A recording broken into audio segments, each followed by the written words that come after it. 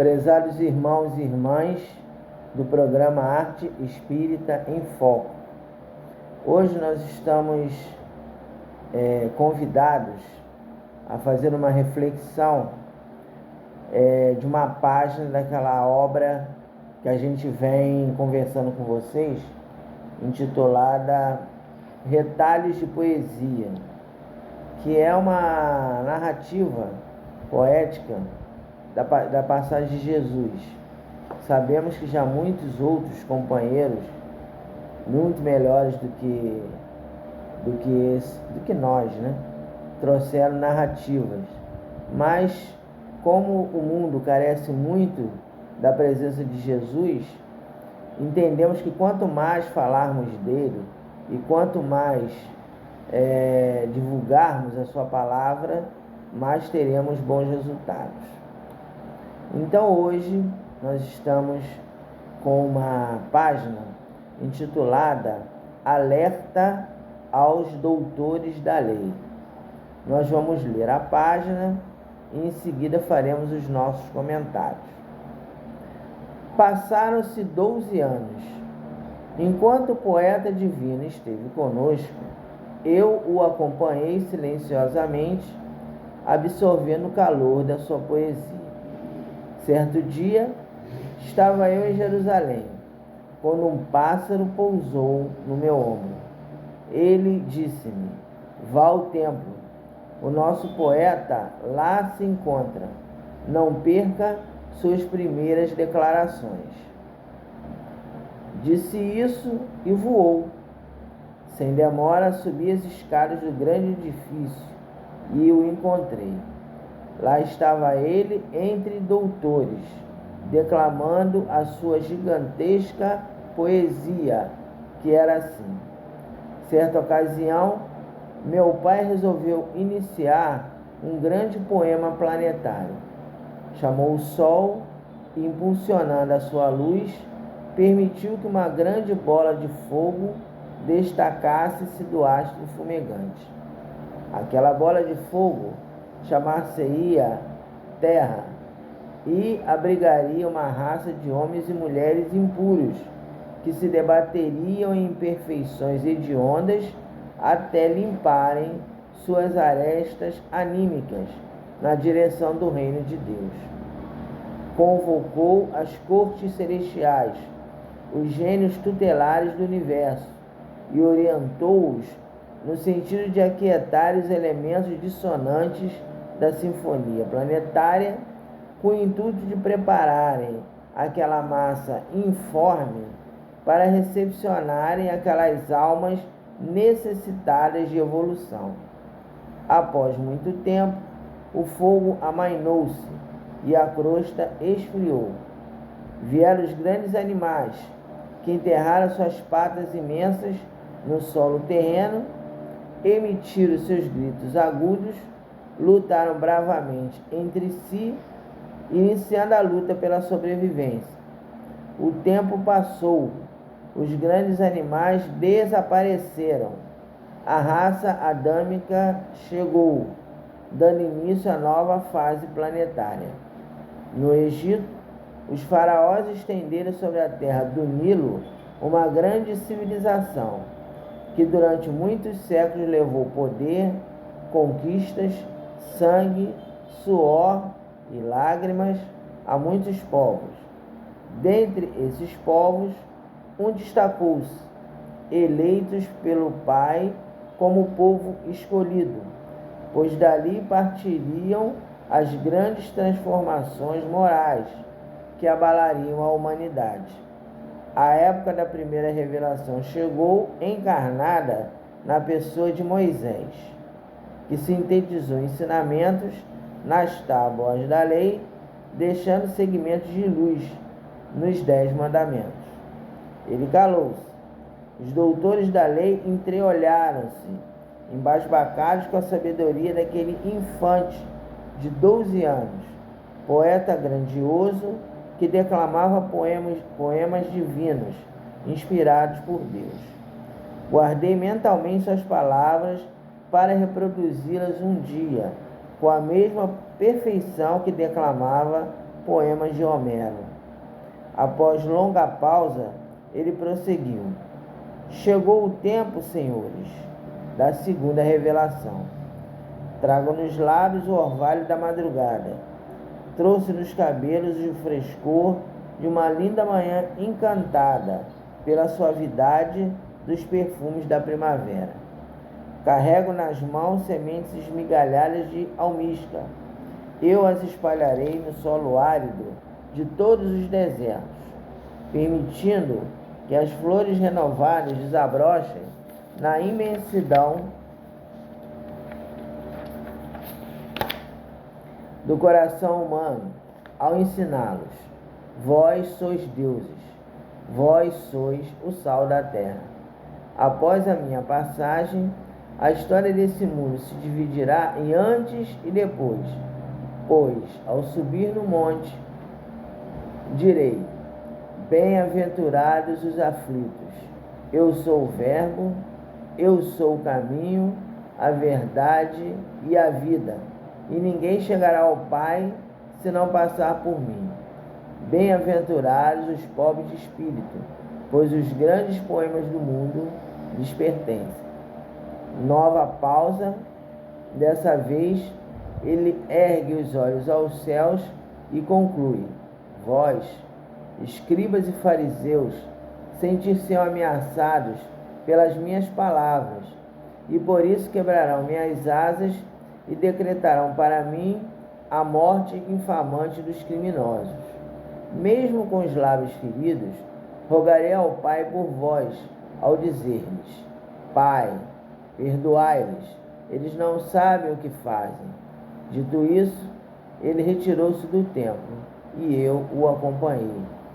Lá fora, na rua, ele sorriu-me dizendo-me: não te iludas, poeta, a imperfeição humana é grande demais, e ainda será necessária a vinda do Consolador prometido, que permitirá que as pedras dos túmulos falem, para finalmente a luz despertar no coração humano.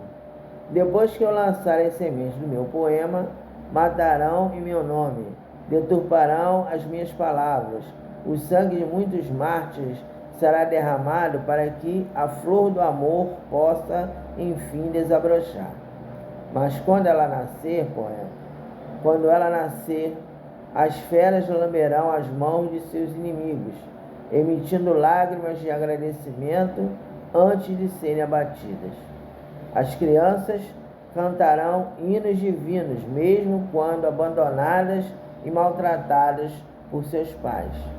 As mulheres traídas abençoarão os homens que as fizeram sofrer, pois serão capazes de perdoá-los incondicionalmente. Os homens infelizes cantarão suaves canções mesmo quando imersos num negro amanhecer, pois suas mais audazes esperanças dedilharão os fios do destino. Eles esticarão os nervos da beleza, até gritarem o perfume da palavra caridade. Poeta, daqui a muitos séculos, muitos escreverão a meu respeito.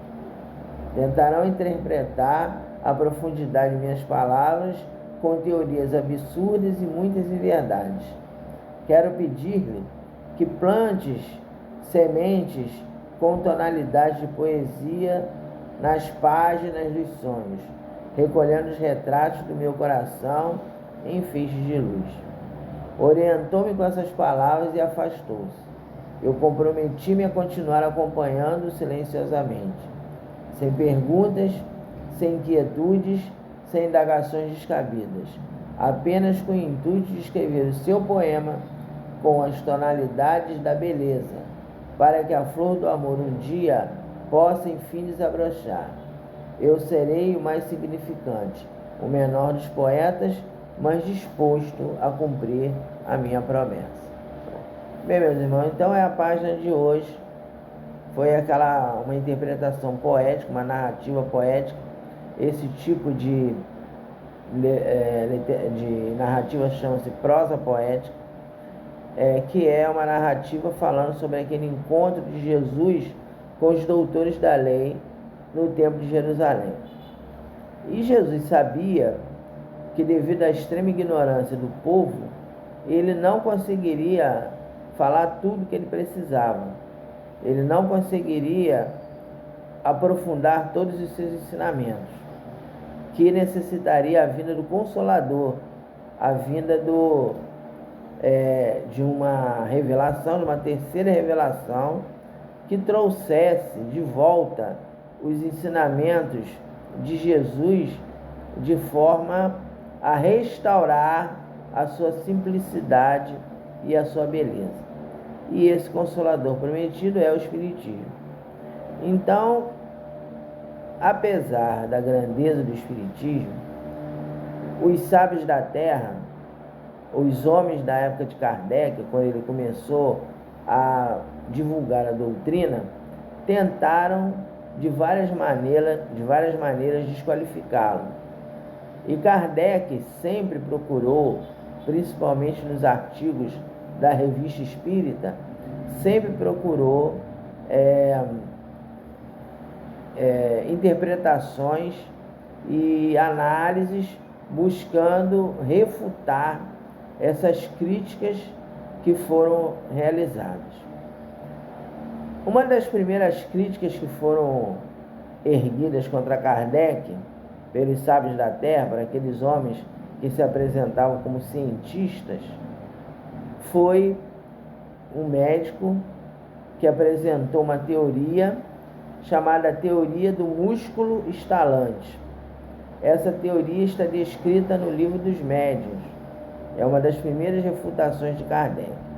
E o que fala essa teoria? Relata que a mediunidade de efeitos físicos, aquela mediunidade de ruídos que eram ouvidos, ruídos, pancadas e ruídos provocados pela manifestação dos espíritos, na verdade eram o músculo que havia na perna e que o médium conseguia estalar aquele músculo, contrair o músculo e provocar uma contração ruidosa, e aquilo ali que dava aquela impressão de que eram os espíritos que se manifestavam.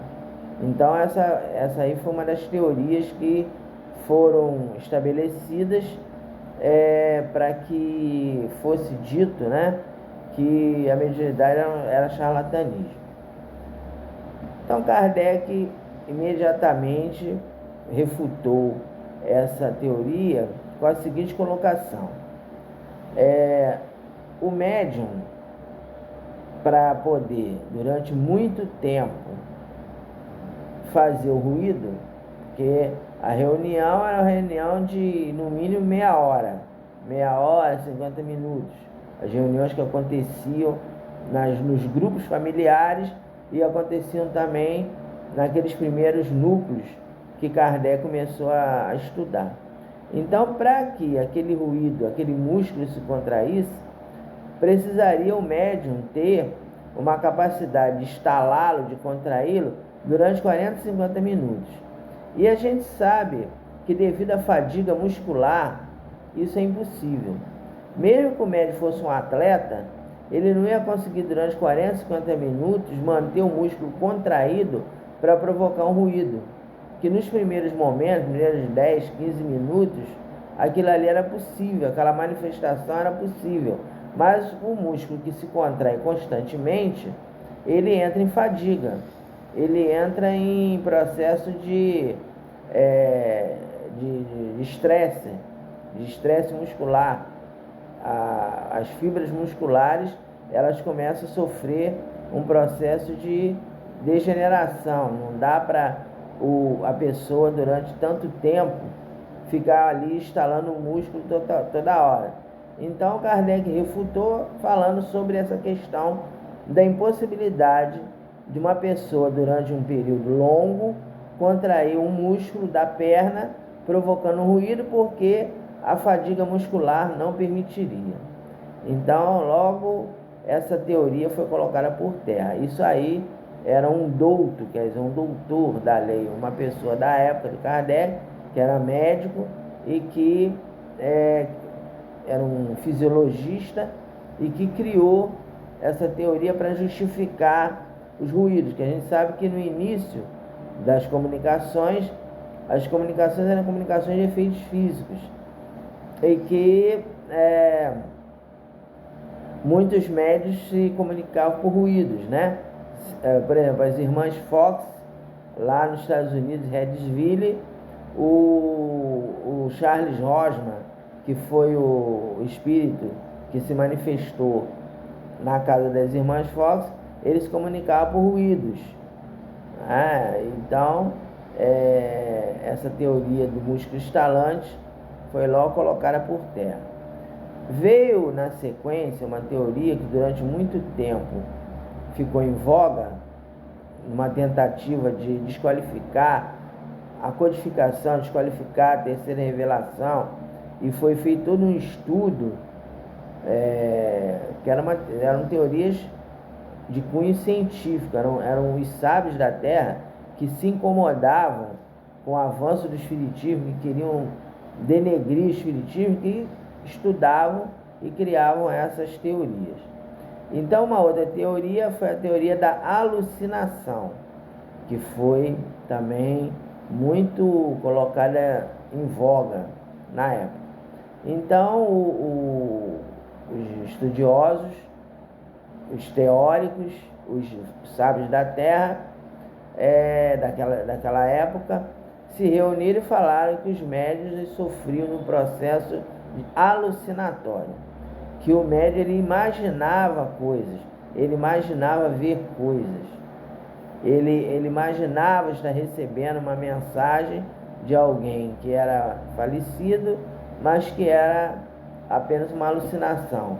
O médium ele ficava,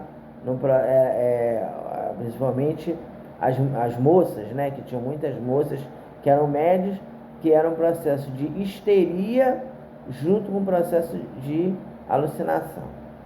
Então, também essa teoria depois foi colocada por terra por causa da presença de alguns médiuns que comprovaram cientificamente a veracidade das comunicações espíritas. O primeiro deles, um dos mais importantes, foi Daniel Douglas Home, que também consta no livro dos médiuns. A atuação desse médium consta no livro dos médiuns, que era um médium de efeitos físicos, que ele se desmaterializava em algumas ocasiões. Uma parte do corpo físico dele se desmaterializava e ele levitava, quer dizer, era um médium de efeitos físicos que levitava. E aí Kardec descreve que numa ocasião o Daniel Douglas Home saiu de um compartimento para o outro. Ele levitou e foi em processo de levitação, saiu pela janela e saiu de uma janela e entrou no outro compartimento. Então, que alucinação era essa? Se tinha um grupo de pessoas fazendo atas, né, comprovando que aquilo ali era verídico. Aí vinha sempre aquela questão: não, é porque essas pessoas que fizeram a ata são amigas de Kardec. Isso os sábios da Terra falando, né? As pessoas que fizeram a ata são amigas de Kardec e ele inventaram essa história. Aí o Kardec coloca: dentre as testemunhas, tem pessoas da alta sociedade, quer dizer, haviam pessoas nobres, né? Aquela nobreza que já estava decadente, mas tinha ainda alguns companheiros que tinham título de nobreza, principalmente na Rússia. A Rússia naquela época ainda não tinha abolido a monarquia. A monarquia na Rússia só foi abolida no século XX, 1917, com a Revolução Bolchevique. Então, na Rússia haviam experiências que eram relatadas a Kardec de pessoas nobres, de príncipes, de duques, de condes, que faziam experiências familiares e comprovavam esse processo. Mais adiante, a Rainha Vitória, na Inglaterra, contratou um cientista chamado William Crookes para ele desmascarar os espíritos. Então, ela falou o seguinte: eu gostaria que você pesquisasse essa história aí de espiritismo e comprovasse que isso aí é uma mentira, é charlatanismo. Daniel Garrome não, perdão. William Crookes, na época que ele foi contratado, ele fazia parte da Academia Real de Ciências da Inglaterra. Ele era um cientista que já tinha apresentado algumas pesquisas e tinha sido premiado com essas pesquisas. Então, a princípio, ele falou: não, a senhora pode deixar que eu vou fazer experiências para desmascarar o espiritismo, para dizer que aquilo tudo é charlatanismo. E ele encontrou uma médium chamada Florence Cook, que era uma médium de efeitos físicos, e que durante um período ele ficou com essa moça. A moça na época tinha em torno de 15 para 16 anos. Ela ficou hospedada na casa dele, ele fazendo uma série de experiências, e houve a materialização de Cat King, que era um espírito de uma mulher inglesa que tinha morado na Índia e que já estava desencarnada. Então a Cat King se materializava de forma tão palpável que ela colocava os filhos do William Cruz para dormir. Ela se tornou praticamente como se fosse uma pessoa da família, porque realmente a materialização dos espíritos foi uma das provas concretas de que não havia alucinação nenhuma, nem havia charlatanismo nenhum. E houve, dentre as muitas experiências do William Crookes, uma experiência que ele pediu aos espíritos, né, e aquelas entidades que se manifestavam, para colocar a mão dentro de um balde fervendo de parafina. A gente sabe que parafina é um elemento que é extremamente incendiário, né? Extremamente quente. Então, o espírito que está desencarnado e não tem mais corpo físico, a parafina para ele não é nada. Então, em algumas ocasiões, se colocou a mão, os espíritos se materializavam através da Cat King, colocou a mão dentro do balde de parafina fervendo e saiu uma luva de parafina. E essa experiência também foi relatada aqui no Brasil, já depois do desencarne de Kardec, num livro chamado Trabalho dos Mortos, de um pesquisador chamado Nogueira de Faria, que a esposa dele era médium de efeitos físicos, materializava um espírito que se chamava João, e ele fazia essa experiência da parafina. E temos também o Peixotinho, que também materializava diversos espíritos, né? Inclusive José Grosso era um dos que se materializavam, e ali não tinha como negar que a veracidade das comunicações. Então, essa teoria da alucinação devido à presença desses médiuns de efeitos físicos, ela foi também colocada por terra.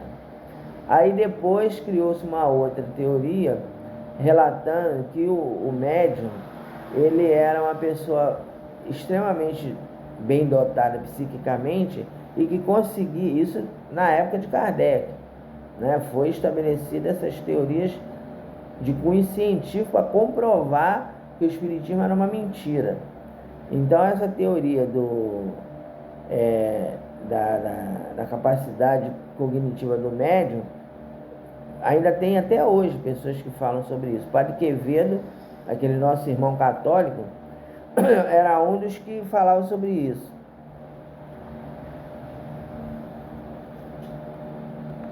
Que o médium, quando se manifestava, era porque o médium era uma pessoa paranormal e ele conseguia captar telepaticamente os pensamentos das pessoas presentes, conhecimentos daqueles que o cercavam, para poder promover as manifestações psicofônicas ou psicográficas. Aí Kardec, com a sua sabedoria habitual, colocou por terra isso aí rapidamente. Por quê?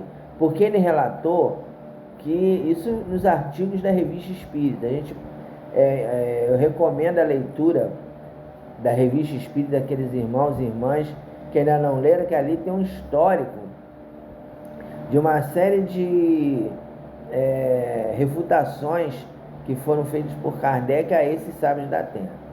Bem, então aí Kardec falou o seguinte: existem comunicações que escapam ao conhecimento de todos os presentes. Então, haviam comunicações que os médiuns recebiam, por exemplo, em grego arcaico, e que era um conhecimento que ninguém ali na sala tinha, nem o médium sabia e nem aqueles que lá se encontravam. Então, houve comunicações também em alemão, aquela condição mediúnica chamada xenoglosia, né? O médico é capaz de se comunicar por diversas línguas. Então, isso aí Kardec colocou. Então, tem algumas informações psicofônicas e psicográficas que escapam ao conhecimento do médium. São conhecimentos que o médium traz. Às vezes o médium não é físico e ninguém ali na sala que ele se encontra é físico, e um espírito de uma pessoa que trabalhou na área da física se apresenta e fala sobre física, fala sobre química, fala sobre matemática. Então, como é que pode? Como é que você pode dizer que, não, é porque o médium está pegando conhecimento de todos que ali se encontram, se as pessoas que ali se encontram não têm conhecimento de física? Uma outra coisa também que Kardec relata é que o talhe da letra do médium para fazer a psicografia, em algumas ocasiões, é idêntica ao talhe da letra do desencarnado. Então, nas comunicações psicográficas, a pessoa recebia a comunicação e o talhe da letra do desencarnado era idêntica. Quando pegava uma carta da pessoa, que a pessoa tinha escrito quando estava encarnada, e na comunicação mediúnica, idêntica. Então, isso aí, Kardec também comprovou que é uma teoria que que foi refutada. E a última, né, uma das últimas, foram várias, né? A gente está só falando aqui por alto algumas, né? Devido ao tempo também, que a gente não tem como esticar muito o nosso vídeo, né? Mas uma outra que era colocada é a manifestação demoníaca, que até hoje ainda existe. Aí o Kardec também fala o seguinte: nós sabemos que Satanás é adversário de Deus. Então, como é que pode você considerar que um espírito é Satanás e ele bendiz a Deus, bendiz a Jesus, fala bem de Maria Santíssima, fala bem de uma série de espíritos evoluídos, sendo que ele é Satanás? Aí tem alguns que falam assim, tem alguns companheiros que falam assim: não, mas isso é uma estratégia de Satanás para enganar, ele finge que é bonzinho para enganar. Aí o Kardec fala: então Satanás não é tão ruim como se fala. Se é isso, ele está se fingindo bonzinho para enganar os outros, então ele não é tão ruim como se diz. Então, essas teorias que nós falamos aqui rapidamente saíram nos jornais da época de Kardec, e Kardec debatia nos seus artigos, esclarecia, falando que eram considerações inadequadas dos sábios da Terra. Então, meus irmãos, o grande problema dos sábios da Terra até hoje é o orgulho. É a pessoa não querer admitir que existem conhecimentos que escapam ao seu domínio cognitivo. Então, tudo quer explicar de acordo com a sua ótica, de acordo com suas concepções. Aí, quando a pessoa não consegue explicar, fala que é mentira, fala que a pessoa é charlatã, está mentindo, e uma série de questões. Então, que nós não nos consideremos nunca sábios, porque a verdade é que a sabedoria está relacionada à questão da humildade, e que nós possamos ter convicção firme naquilo que a doutrina espírita nos fala, para que não nos deixemos enganar por esses que se apresentam como sábios da terra. Que Jesus nos abençoe.